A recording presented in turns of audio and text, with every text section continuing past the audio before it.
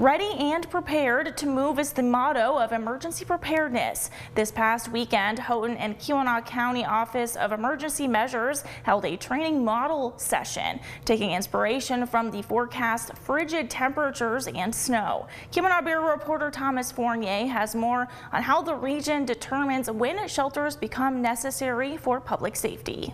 Houghton and Keweenaw OEM Director Chris Van Arsdale says while it might look like the region is unprepared, there are a lot of factors that go into setting up emergency shelters. Maybe, yes, people are going to be without power, but if the roads are really bad and they're having lots of accidents, is it more dangerous to ask people to get on the road and go to a warming center or a shelter?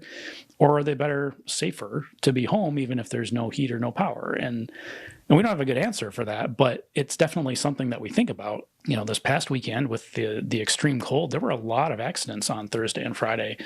And that's a tough question to answer because we have a wide variety of, somewhat urban and here in the city, and then you get out further and maybe they're more self-sufficient. During major storms, Van Arsdale remains in constant contact with several organizations, such as area fire departments, who might offer a better idea of what residents in a location are experiencing. To take the one over Thanksgiving as an example, that storm, if I had said, well, Calumet is an obvious location for a shelter on the north end, then when the outage was all in Bootjack and not in Calumet, people are going to be like, well, now I got to drive, 20 miles or 30 miles in some cases, depending on how far out there you are. Whereas maybe the fire hall in Bootjack is a better choice. But we aren't going to know that until the impacts really start to come in. There's also a matter of how large a power outage has spread and how long until utility companies can get power restored. Half of the battle is the coordination and the communication between different agencies that don't always work together, and keeping that information flowing. He says it's important to keep in mind that rural communities face several challenges during an emergency. Having equipment and first responders ready to move at a moment's notice and communicating with the public.